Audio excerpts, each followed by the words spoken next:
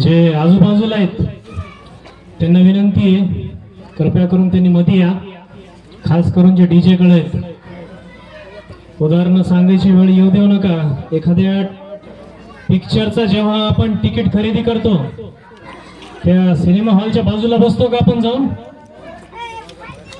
मध्ये बसतो.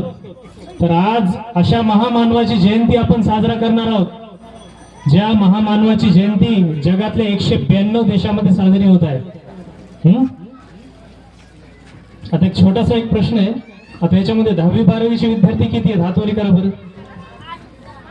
ग्रॅज्युएशन 10वी 12वी खूप कमी आकडा आहे. तर या 1 ते 1.5 वर्षाच्या कार्यकाळामध्ये आपला असा विचार आहे, स्पर्धा परीक्षा मार्गदर्शन केंद्र या हिंगोली जिल्ह्यामध्ये चालू करायचं. तर सरपंचला बी विनंती आहे, तुमचं बी सहकार्य असू द्या. आपले विद्यार्थी जोपर्यंत अधिकारी म्हणून प्रशासनामध्ये जात नाहीत, तोपर्यंत आपले कार्य पूर्ण होत नाही. कारण बाबासाहेब आंबेडकरांनी सर्वांना सांगितलं की आपल्याला प्रशासन करती जमात व्हायची. ते कोणी फक्त एका समाजावर लागू होतं का? नाही, ते सगळ्या समाजावर लागू होतं. आता इथे जमलेल्या सर्व समाजाला तर बोलणारच आहे मी. चला या पटकन या.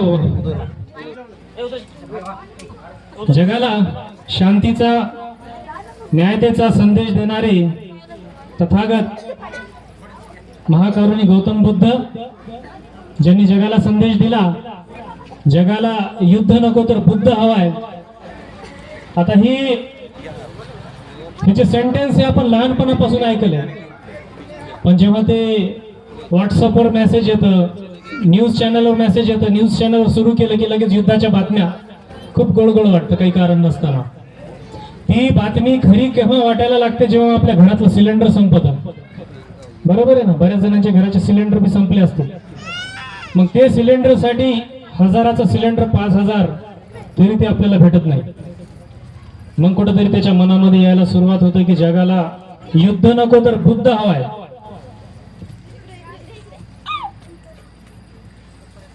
या देशामध्ये शतकानुशतक, वर्षानुवर्षे एकाच जमातीनं प्रशासन केलंय आणि त्यानं सगळ्यांचं भलं झालेलं नाही.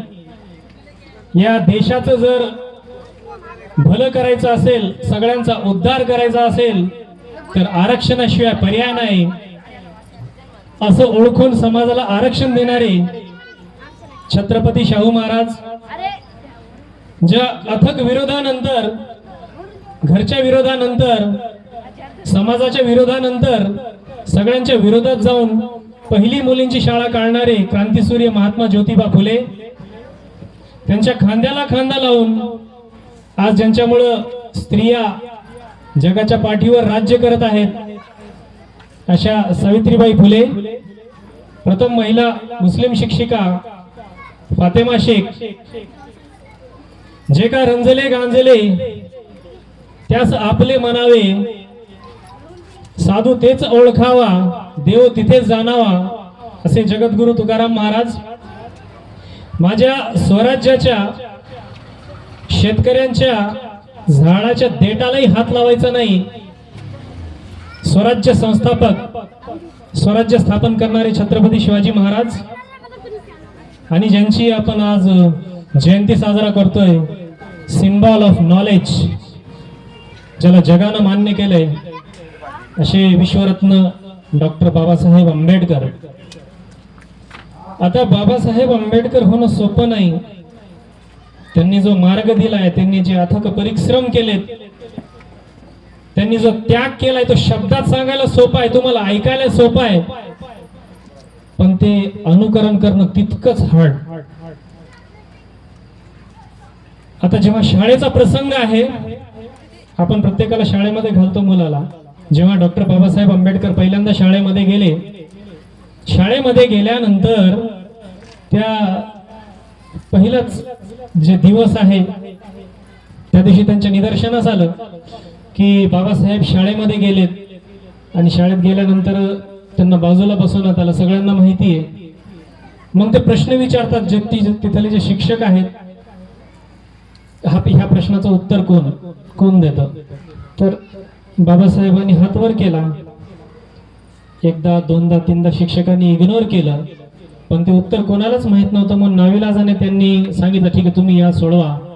आणि बाबासाहेब खडू घेण्यासाठी गेले. जसं का खडू घेण्यासाठी ते बोर्डाच्या जवळ गेले की ते जे विद्यार्थी आहेत ते उठलेत आणि पळायला लागलेत. शिक्षक म्हणले, काय झालं रे, काहून पळायलेत? मग त्या शिक्षकाला ते विद्यार्थी म्हणतात, बाबासाहेब त्या खडूला हात लावतील, तो खडू बाटला जाईल, ते बोर्डावर लिहितील, बोर्ड बाटला जाईल, बोर्डाच्या पाठीमागे आमचे दप्तर आहेत, दप्तर बाटले जातील, आम्ही घरी जाऊ, आम्ही बाटले जाईल. मग बाबासाहेबाला खूप वाईट वाटलं. घरी आले, त्यांच्या आईला सांगितलं की शाळेमध्ये असं असं घडलंय, हे कशामुळे घडते. मग त्यांची आई म्हणते, बाळा हे एका पुस्तकामध्ये लिहिलेलं आहे, प्रत्येकाला समान अधिकार नाही, कोणाला शिकण्याचा अधिकार नाही. मग ते 4 ते 5 वर्षाचं लेकरू मनामध्ये एक निश्चय करतो. 4 ते 5 वर्षाचं लेकरू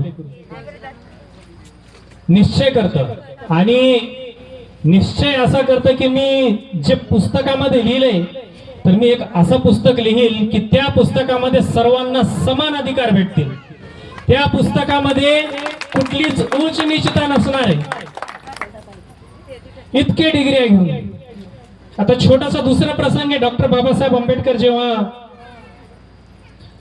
लंडनला होते, 1913 ते 1916चा काळ आहे. त्या ग्रंथपालाने तिथल्या लोकांनी त्यांना निदर्शनास आले की पहिलं नाव B.R. आंबेडकर आणि शेवटचं नाव बी B.R. आंबेडकरच. सगळ्यात अगोदर येणारा माणूस तोच, सगळ्यात शेवटी जाणारा माणूस तोच.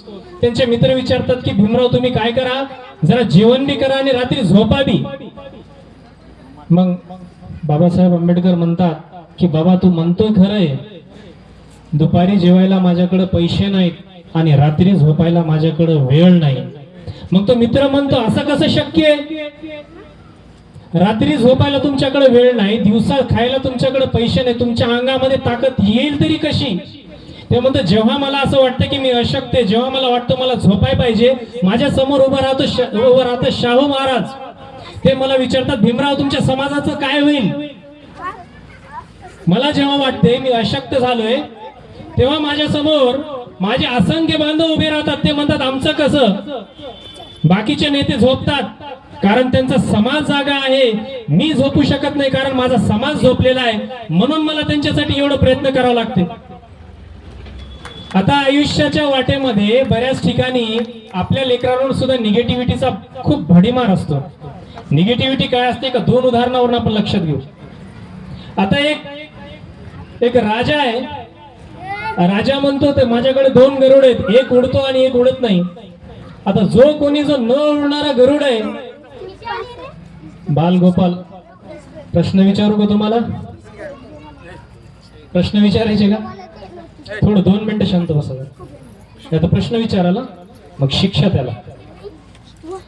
आता ह्या गोष्टीमधून मी तुम्हाला प्रश्न आहेत बरोबर. तर अख्ख्या गावाला तो निमंत्रण देतो राजा आणि म्हणतो की जो कोणी तो गरुड उडवल त्याला बक्षीस. अख्खा गाव प्रयत्न करतं. अख्खा गाव प्रयत्न केल्यानंतर तो गरुड काय उडत नाही. मग शेवटी एक जुना शेतकरी येतो आणि म्हणतो हे काम मी करू शकतो. तेव्हा राजा म्हणतो सगळे थकलेत, तुम्ही काय कराल. ठीक आहे तुम्ही आजमावून पहा. आणि थोड्या वेळानंतर राजा आकाशात बघतो. आकाशात बघल्यानंतर ते गरुड उंच उंच गिरट्या घालतो. राजा म्हणतो असं कसं शक्य झालं. मग त्याला विचारतो नेमकं तू काय केलं. मग तो शेतकरी म्हणतो त्या गरुड पक्षाचा मी कम्फर्ट झोनच तोडून टाकला. तो ज्या फांदीवर तो बसला होता ती फांदीच तोडून टाकली. आपल्या घरात एसी आहे, आपल्या घरात कूलर आहे, तरी आपल्याला पोस्ट निघत नाही. आपला कम्फर्ट झोन आहे. बाबासाहेब आंबेडकरांच्या आयुष्यामध्ये कुठला कम्फर्ट झोन होता का, कुठलाच नव्हता. दिव्याच्या उजाळामध्ये जे पौल्स असतात सरकारी, त्याच्या उजाळामध्ये त्यांनी अभ्यास केलेला आहे. आता कम्फर्ट झोन तोडायचा कसा त्याचं एक दुसरं उत्तम उदाहरण आहे. वेळ आहे ना थोडी अजून 10 मिनिटं. दरवर्षी बोलवतात आणि 5 मिनिटात उरका, असं बरोबर नाही. हा, थोडस वेळ द्यावा लागेल. आता नेमकं जे गरुडाचं पिल्लू जे आहे, जन्मल्या त्याची आई काय करते, त्याला खूप वर घेऊन जाते आपल्या नखामध्ये. इतकं वर घेऊन जाते आणि त्याला सोडून देते. कोणती आई करते का असं? कोणती आई करेल का असं लेकरावर? त्या आईला त्या पिलाचा कम्फर्ट झोन तोडायचा असतो. हे का सांगत आहे? गोष्ट गप्पा नाहीये. आपल्याला आपल्या लेकरांवर संस्कार करून आपल्याला भविष्यातली पिढी घडवायची आहे. ते लेकरू सोडल्यानंतर ते विनंती करते, ओरडते, मला वाचव, मला वाचव, मला वाचव. ते लेकरू इतकं ओरडतं, पण ती जे गरुड आहे त्याला वाचवायला येत नाही. मग एक वेळ अशी येते, ते पिल्लू जेव्हा खाली खाली खाली येत जातं, अंगातली ताकद एकवटतं आणि पूर्ण ताकद एकवटून गिरटी मारायला सुरुवात करतं. मग सांगतं की मी आता सक्सेस झालोय. आपल्याला आपल्या लेकरासोबत हेच करायचं. आता परिश्रमामधून लढणं कसं असतं ते सांगतो मी तुम्हाला. जेव्हा बाबासाहेब आंबेडकर जेव्हा 10वी परीक्षा होती त्यांची, मॅट्रिकची, त्यांचे वडील रामजी बाबा त्यांना घेऊन गेले परीक्षेसाठी तालुक्याच्या ठिकाणी. पहिला दिवस झाला, रामजी बाबांनी स्वयंपाक केला आणि स्वयंपाक केल्यानंतर परीक्षा देऊन आल्यानंतर बाबासाहेबाला म्हणले की भीमराव तुम्ही जेवून घ्या. ते जेवले आणि अभ्यासाला बसले. एक दिवस झालं, ते म्हणते बाबा तुम्ही नाही जेवणार? नाही, मी तुमचं झाल्यावर जेवतो. एकदा झालं, दोनदा झालं, तीनदा झालं. एकदा भीमरावच्या लक्षात आलं, आपण दररोज येतोय, जेवण करतोय आणि अभ्यास करतोय. आपल्या बाबाला जर आपण विचारलं की बाबा तुम्ही जेवा, बाबा म्हणतात तुमचं होऊ द्या, तुमचं झालं की मी जेवतो. पण आपलं जेवण झाल्यानंतर त्या टोपलीमध्ये भाकरीच शिल्लक राहत नाही. बाबा काय खात असतील? त्यांनी प्रश्न विचारला, बाबा दररोज म्हणता तुम्ही जेवा, तुम्ही जेवा, माझं जेवण झाल्यानंतर भाकर शिल्लकच राहत नाही, बाबा तुम्ही खाता तरी काय? त्यावर रामजी बाबा म्हणतात, बघा का बाबाचा त्याग काय. भीमराव, तुमच्या या भाकरीनं माझी भूक भागणार नाही हो. तुम्ही इतके मोठे व्हा, इतके मोठे व्हा, इतके मोठे व्हा, इतके डिग्र्या कमवा, तुमच्या डिग्र्या वाचायला अर्धा तास लागला पाहिजे, तेव्हा माझी भूक शमल, तेव्हा माझी भूक शमल. इतके प्रयत्न त्या बापानं त्या लेकराला घडवण्यासाठी केले का? त्याचा समाज उपेक्षित होता. समाजाला मुख्य प्रवाहामध्ये आणण्यासाठी त्यांनी इतके प्रयत्न केलेत. पुढे जाऊन मग ते लेकरू बी कसं झालं, ज्याची जयंती आज 192 देशामध्ये साजरा होत आहे. आता आपण म्हणतो बाबासाहेबांनी आपलं काय केलं? त्यांना 4 लेकरं होती, गंगाधर आंबेडकर, रमेश आंबेडकर, इंदुताई आंबेडकर आणि सर्वात जास्त जगणारे जे शेवटचे होते यशवंतराव आंबेडकर. आता 1932 ची शेवटची गोलमेज परिषद, 1932च्या गोलमेज परिषदेमध्ये बाबासाहेबांचं जाणं खूप खूप महत्वाचं होतं. कारण ते गेले नसते तर आज आपण इथं दिसलो नसतो. त्यांचा लेकरू, धाकटं लेकरू मरण पावलेलं आहे. ते तयारी करतात कोणाची? गोलमेज परिषदेची. त्यांची जी पत्नी आहे त्यांना म्हणते की तुम्ही काय करता, तुमचं लेकरू मरण पावलंय, तुम्ही तयारी करता गोलमेज परिषदेची. बाबासाहेब म्हणतात मी थांबलो काय आणि नाही थांबलो काय, माझ्या लेकराचा अंतिम संस्कार होईल याचं मला खूप दुःख आहे. पण आज जर मी थांबलो तर लाखो करोडो माझ्या लेकराचा हक्क हिरावून घेतला जाईल. त्यांना रिप्रेझेंट करणारा माझ्यासारखा दुसरा कोणीच नाही, म्हणून मला जावं लागते. तत्कालीन ब्रिटिश काल जे नियतकालिके होते त्यांनी त्याची दखल घेतली आणि मग सांगितलं. आणि अजून खुरचटपणा कसा असतो बघा. 1946च्या संविधान सभेमध्ये जेव्हा बाबासाहेबाला जायचं होतं मुंबई उत्तर मतदारसंघामधून, त्यांच्या लक्षात आलं बऱ्याच लोकांच्या की इथून जर बाबासाहेब उभं राहिले तर 100% पडतील. कारण त्यात काळात जे काँग्रेस होतं 100% त्यांनी मोर्चे बांधणी केली होती की या माणसाला संविधान सभेवर घ्यायचंच नाही. मग जो तिथला जो बंगाल प्रांतातला जो की आज बांगलादेशमध्ये आहे, त्यांचं नाव आहे जोगेंद्रनाथ मंडल, ज्याच्या पाठीमागे चंडाळ समाजाचा पाठिंबा होता. तो मुस्लिम लीगचा बी कार्यकर्ता होता आणि त्याला माहित होतं आपल्या पाठीमागे अफाट जनसागर आहे. तर त्यानं जयसेर आणि खुलना या 2 प्रांतांमधून बाबासाहेबाला उभं केलं आणि बाबासाहेब दोन्ही ह्याच्यातून निवडून आले. निवडून आल्यानंतर खूप छान झालं की आता जाणार आहेत विधानसभेवर. पण खुरचटपणा असा होता, निवडून आल्यानंतर जे सरकार स्थापन होणार होतं त्यांनी फाळणीचा विषय काढला आणि फाळणीच्या विषयामध्ये जे बंगालचा प्रांत होता, तो बंगालचा जो प्रांत होता, हिंदू बहुल जे आहेत ते हिंदुस्थानमध्ये आणि जे मुस्लिम बहुल आहेत ते पाकिस्तानमध्ये. पण जयसर आणि खुलना हा जो आहे पूर्ण हिंदू बहुमत होतं, तरी त्याला देऊन टाकलं कशामध्ये? पाकिस्तानमध्ये. मग बाबासाहेब आंबेडकरला खूप वाईट वाटलं. वाईट वाटल्यानंतर मग त्यांनी काय केलं? डायरेक्ट इंग्लंडचे पंतप्रधान जो मॅकडोनाल्ड होता त्याची भेट घेतली राजीनामा देऊन कायदेमंत्री पदाचा. त्यांनी म्हणलं मी आता या 2 प्रांतामधून उभा आहे आणि हे 2 प्रांत त्यांनी डायरेक्ट पाकिस्तानला देऊन टाकले. मग आता मी कायदेमंत्री कुठला राहील? पाकिस्तानचा का भारतातला? त्यांचं म्हणे पाकिस्तानचे. पण मला पाकिस्तानमध्ये राहायचं नाही. फक्त एका माणसाला संविधान सभेमध्ये येऊ द्यायचं नाही, त्याच्यासाठी फाळणी. मग त्या मॅकडोनाल्डने इथल्या नेत्यांना, तथाकथित नेत्यांना समजावून सांगितलं की जर तुम्हाला स्वतंत्र पाहिजे असेल तर भीमराव आंबेडकरला तुम्हाला संविधान सभेमध्ये घ्यावंच लागल, अन्यथा स्वतंत्र मिळणार नाही. मग त्यांनी मोर्चे बांधणी केली. मोर्चे बांधणी केल्यानंतर मग त्यांना संविधान सभेमध्ये घेतलं. आता बरेचदा म्हणतो की फक्त आणि फक्त संविधान निर्मितीचं श्रेय राज्यघटनेचे शिल्पकार डॉक्टर बाबासाहेब आंबेडकरलाच का म्हणतो? त्याच्या पाठीमागं लय मोठं कारण आहे. पहिला जो व्यक्ती होता 7 व्यक्तीपैकी त्यानं दिला राजीनामा. दुसरा व्यक्ती होता अमेरिकेमध्ये. नंतरचे जे 2 व्यक्ती होते ते कुठले होते? दिल्लीतले. त्यांना वाटलं की येणं जाणं शक्य नाही. आणि एक होता त्यानं राजकीय कामामुळे पुन्हा राजीनामा दिला. मग राहिले कोण? 2-3 व्यक्ती राहिले. मग का श्रेय डॉक्टर बाबासाहेब आंबेडकरला देण्यात येऊ नये म्हणून त्यांना म्हणतो भारतीय राज्यघटनेचे शिल्पकार कोण आहेत? भारतरत्न, विश्वरत्न डॉक्टर बाबासाहेब आंबेडकर. खरं तर बाबासाहेब आंबेडकरांचे विचार जेव्हा येतात आग बऱ्याच जणांना लागते. निसर्गही कधी कधी साथ देत नाही. आज माईक सिस्टीम बी साथ देत नाही. त्याला वाटेल एखाद्याचा जर उद्धार झाला, एखाद्याच्या कानावर जर चांगला प्रकाश पडला तर नक्की दुसरा एखादा नेता तयार होईल. असू द्या, आवाज पोहोचतो ना शेवटपर्यंत. आता एक शेवटची घटना याच्यामध्ये, जे महाड येथे जे सत्याग्रह आणि जे सभा बाबासाहेब आंबेडकरला घ्यायची होती, महाड सभेसाठी बाबासाहेब आंबेडकरांनी विनंती केली की मला इथं सभा पाहिजे. आता सभा घ्यायची म्हणल्यावर तत्कालीन मनुवाद्यांनी काय केलं? जे कोणी यांना सभेसाठी जागा देईल अशा माणसाची गाठ आमच्याशी आहे, तो जीवाला मुकल, अशी देवंडी पेटवली. अशी देवंडी पेटवल्यानंतर तिथं एक व्यक्ती उभा राहिला, त्याचं नाव होतं फतेह खान. आणि आज जर तुम्ही मोवाडला गेलात तर त्या जागेवर विजय स्तंभ उभा आहे. एवढंच नाव डॉक्टर बाबासाहेब आंबेडकरचा जे ड्रायव्हर होता त्याचं नाव होतं मोहम्मद नजीरुद्दीन. बाबासाहेब आंबेडकर सांगायला खूप मेहनत लागते. त्यांचा संघर्षाचा प्रवास मी बी सांगतोय.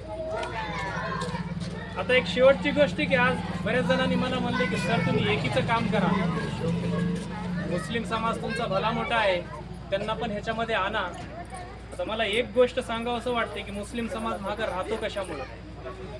कारण अन्याय होतो मान्य, अत्याचार होतो मान्य. महात्मा फुले म्हणले की समाज बिघडतो वाईट लोकांमुळे नाही, चांगल्या लोकांच्या शांत बसण्यामुळे. आज एखाद्यावर अन्याय झाला तर त्याला माहिती आहे का कोणता कायदा लागतो त्याच्यावर? तुम्हाला जर कोणी जातीनं चिडवलं, तुम्हाला रंगानं चिडवलं, तुम्हाला कपड्यानं जर चिडवलं, त्यावर कोणता ऍक्ट लागू होतो माहिती आहे का? 1989 SC ST ऍक्ट 504, 506 टाक. 1 दाणे 2 दाणे 4दा टाक. कदाचित आपले लोक आपल्या पाठीमाग उभं राहणार नाहीत, पण भीमसेनावाले 100% उभं राहतात. एकदाचे सखे सोयरे तुम्हाला दगा देतील, पण एखादा विषय जर कळाला, असा अन्याय अत्याचार झाला, ते थांबत नाही. जायला पाहिजे. जायला पाहिजे का नाही? जायला पाहिजे का नाही? आता जे मुस्लिम आहेत त्यांना मी विचारतो, बाबासाहेबांनी सांगितलं की शिका, संघटित व्हा, आपल्या भिंतीवर लिहा. काय आम्हाला प्रशासन करती जमात व्हायची, ते प्रत्येकाला लागू होतं का नाही होतं? किती आपले गावातले विद्यार्थी आहेत जे प्रशासनात गेलेत? मग आता त्यांना प्रशासनात पाठवायची जबाबदारी आपली आहे का नाही? हा? 2-3 प्रशासनात मध्ये त्यांना पाठवायची जबाबदारी आपल्याकडे आहे का नाही? पण आपले लेकरं करतात काय? लुडो. आता जे हुशार तथाकथित वयस्कर मंडळी त्यांचं काम काय? जर लुडो खेळताना दिसला पळव, चांगला टाइमपास करताना दिसला पळव त्याला, कारण ह्याच्याशिवाय प्रगती होत नाही. प्रगती पाहिजे असेल, आपली मागणी मान्य करायची असेल, काय करावं लागेल? प्रशासनामध्ये आपले अधिकारी पाठवावं लागतील. पाठवणार ना मग सगळेच? नक्की. इथं आयोजकांनी बोलण्याची संधी दिली आणि जे आपण डॉक्टर बाबासाहेब आंबेडकरला बोधिसत्व म्हणतो, ते नेपाळमध्ये काठमांडू येथे झालेल्या 1954च्या सभेमध्ये त्या लोकांनी ती त्यांना पदवी बहाल केली, बोधिसत्व. म्हणून आपण म्हणतो डॉक्टर बाबासाहेब आंबेडकर काय बोधिसत्व आहेत. बोलण्याची संधी दिली, वेळ झाला बोल. पुढच्या वेळेस जरा लवकर सुरू करा, कारण नाचासाठी 1 दिवस आहे, पण बाकीचे 364 दिवस तुम्हाला अभ्यासच करायचा आहे, तर सगळ्याची प्रगती शक्य आहे. बोलायची संधी दिली त्याबद्दल सर्वांचे धन्यवाद. जय हिंद, जय हिंद.